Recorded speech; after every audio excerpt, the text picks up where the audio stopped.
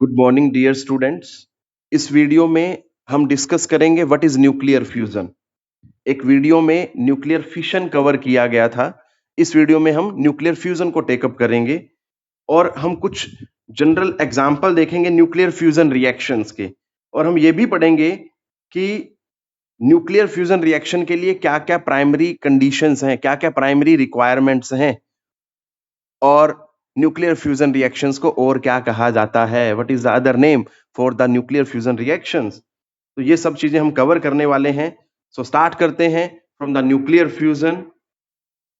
Nuclear fusion is the phenomenon of fusing two or more lighter nuclei to form a heavier, more stable nucleus.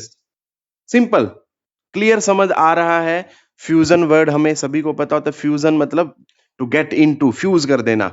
ठीक है, तो nuclear fusion क्या होता है? That is the phenomenon of fusing two or more lighter nuclei, जिसमें हम दो या दो से ज्यादा छोटे हल्के न्यूक्लियाई लेते हैं और जब वो फ्यूज होते हैं और वो क्या बनाते हैं? एक हैवी मोर स्टेबल न्यूक्लियस बनाते हैं। अब इसमें भी ध्यान देना है ड्यूरिंग न्यूक्लियर फ्यूजन ऑल्सो कि जो मास ऑफ प्रोडक्ट न्यूक्लियस होता है वो स्लाइटली लेस देन होता है the sum of the masses of the lighter nuclei fusing together. मतलब सीधा सीधा हम ये बोलें कि जो mass of all the products होता है that is slightly less than the mass of all the reactants.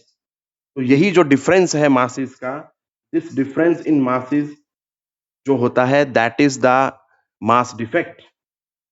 ठीक है, वही आगे चल के रिस्पॉन्सिबल होता है for the release of tremendous amount of energy. Clear है बेटा? अब हम कुछ एग्जाम्पल्स टेकअप करेंगे न्यूक्लियर फ्यूजन रिएक्शन के। देखते हैं बेटा वो one by one. If we take up the first example, तो बेटा उसमें क्या होता है? दो प्रोटॉन कंबाइन करते हैं। दो प्रोटॉन है बेटा, कंबाइन करेंगे to form a deuteron and a positron. दोनों ने कंबाइन किया, एक ड्यूट्रॉन बना, दैट इज दिस वन। ठीक है जी। एक एक पॉजिट्रॉन बना, दैट इज दिस वन। क्योंकि हमें पता है ये पेयर में बनते हैं, न्यूट्रिनो एंटी न्यूट्रिनो जैसे हम पढ़ते हैं। ठीक है जी। और साथ में क्या होता है? That releases amount of energy that is 0.42 million electron volt. So this is your first example of nuclear fusion reaction. ठीक है बेटा? Now we are taking up another example of nuclear fusion reaction, जिसमें क्या होता है? दो deuteron, जैसे ये ड्यूट्रॉन बना तो दो ड्यूट्रॉन आपस में फ्यूज होते हैं और वो क्या बनाते हैं? लाइट आइसोटोप ऑफ हीलियम बनाते हैं। देखते हैं जरा कैसे बनेगा ये। That is this one. और ये क्या बना? हीलियम। ठीक है बेटा?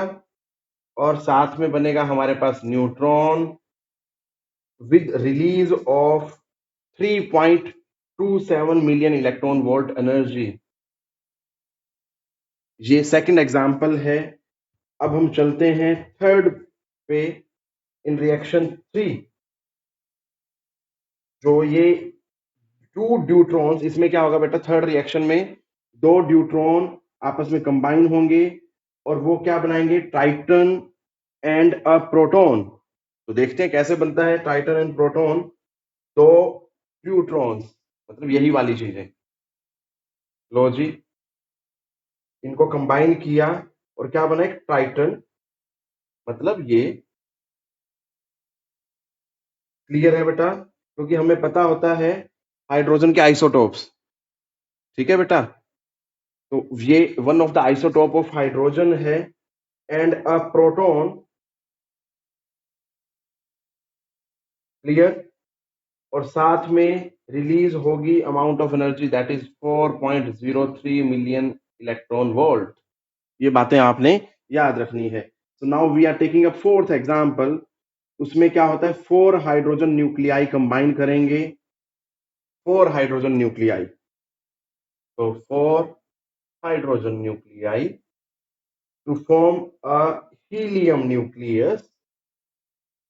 ठीक है जी, हीलियम का देखो मास नंबर ये स्टेबल हो गया एक तरह से। ठीक है, हीलियम न्यूक्लियस, टू पॉजिट्रॉन्स। तो हमें पता होता है ये पेयर में ही होते हैं भाई, जैसे यहाँ पे बताया था।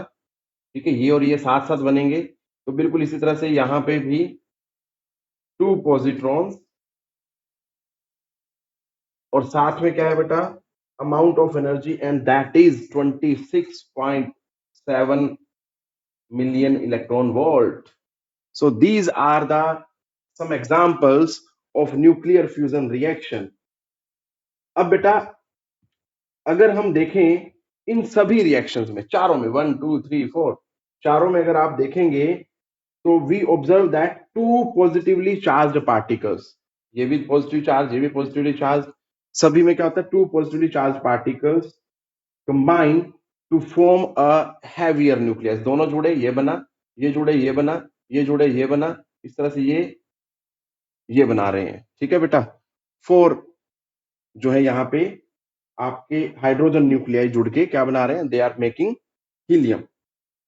ठीक है बेटा, बट छोटी क्लासेस में हमें सीधा सीधा ये पढ़ा दिया जाता है, दिस रिएक्शन हमें जो है छोटी क्लासेस में पढ़ाई जाती है, ये सब कुछ नहीं बताया जाता। तो आप जो है ध्यान से देखें सभी को, और यहां से समझ सकते हैं।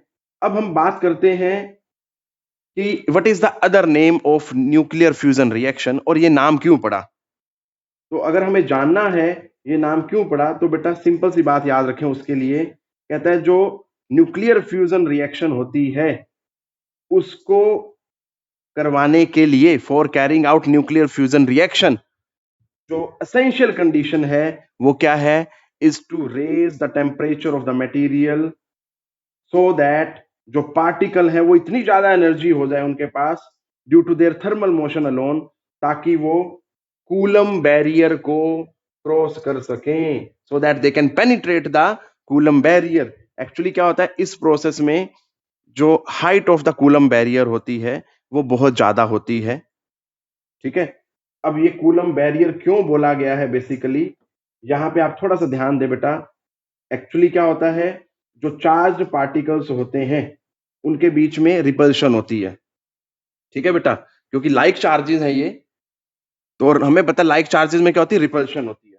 ठीक है बेटा, तो वो जो रिपल्शन है वो चार्जेस को प्रोहिबिट कर देती है to come close enough to be within the range of the attractive nuclear forces.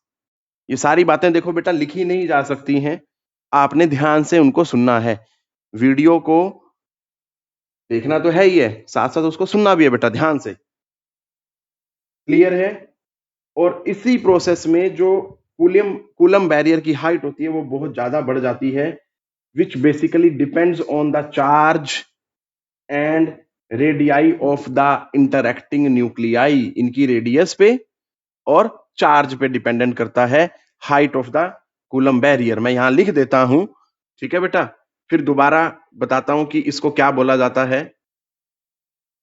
तो बेटा जी देखो जरा, height of the Coulomb barrier इन दो फैक्टर्स पे डिपेंड करती है। अब होता क्या है, जब भी हमें न्यूक्लियर फ्यूजन रिएक्शन कराना होता है तो कंडीशन ये है कि भैया ये कूलम बैरियर क्रॉस होना चाहिए। ठीक है, तो वो ये कहता है कि essential condition for carrying out nuclear fusion reaction is to raise the temperature. ठीक है, मतलब कूलम बैरियर कैसे क्रॉस होगा, कैसे पेनिट्रेट होगा, एक्चुअली क्रॉस नहीं कर पाते वो, that is through the penetration.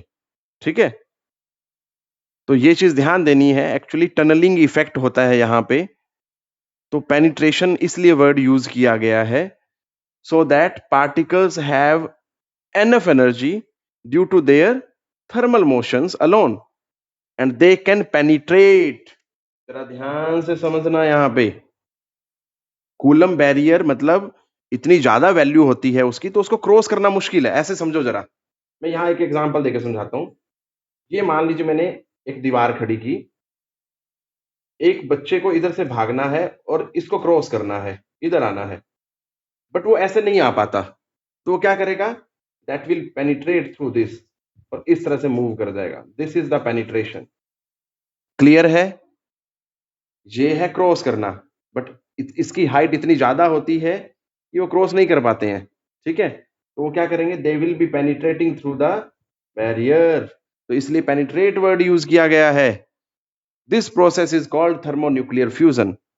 Actually सीधा सीधा अगर बोला जाए कि न्यूक्लियर फ्यूजन को करवाने के लिए बहुत ज्यादा टेम्परेचर की जरूरत होती है। Extreme temperature and pressure conditions are required. ठीक है, इसीलिए उसको हम क्या बोलते हैं, थर्मोन्यूक्लियर फ्यूजन रिएक्शन बोलते हैं। और क्या क्या कंडीशन होनी चाहिए? दूसरी एक और कंडीशन होती है कि that is higher density also required, ताकि जो कोलिजन है बिटवीन लाइट न्यूक्लियाई वो फ्रीक्वेंटली हो पाए। अगर उनकी डेंसिटी क्या होगी, ज्यादा होगी, तो आसानी से वो फ्रीक्वेंटली कोलाइड कर पाएंगे। तो ये सारी प्राइमरी रिक्वायरमेंट होती हैं for carrying out nuclear fusion reaction. और इन सभी को देखें, एक्सट्रीम टेम्परेचर, प्रेशर, तो ये बेटा हम लैब में अटेन नहीं करा पाते हैं, बहुत मुश्किल से अटेन हो पाता है। तो सिंपली अगर हम बोलें इन जनरल कि ये जो न्यूक्लियर फ्यूजन रिएक्शंस हैं ये कहाँ होती हैं, या ये जो कंडीशंस हैं जहां पे मिलेंगी बेटा वहीं होंगी, ये तो बात क्लियर है। और यही सारी कंडीशन एक्सट्रीम टेम्परेचर, प्रेशर वाली और हाई डेंसिटी वाली, ये हमें मिलती हैं in the interior of stars. ठीक है बेटा, इन कंडीशंस को लैब में अटेन कराना बहुत मुश्किल है। तो सीधा सीधा ये क्लियर हुआ कि जो न्यूक्लियर फ्यूजन रिएक्शंस हैं दे अकर इन स्टार्स। क्लियर है? और जो एनर्जी का जनरेशन है in sun and stars, that all takes place through the thermonuclear fusion reactions. Clear है बेटा? तो ये सब बताना चाह रहा था मैं न्यूक्लियर फ्यूजन रिएक्शन में। व्हाट इज न्यूक्लियर फ्यूजन, क्या होता है, वो सब हमने देखा। इसमें हमने ये भी देखा कि कूलम बैरियर को कैसे वो पेनिट्रेट करके क्रॉस कर जाते हैं। जंप नहीं करना, मतलब क्रॉस नहीं करना, ऐसा बोल सकते हैं हम। We just have to penetrate the Coulomb barrier. ये बात ध्यान देनी है बेटा। तो this is all which I wanted to discuss in this video बेटा। टेक केयर, पढ़ते रहो।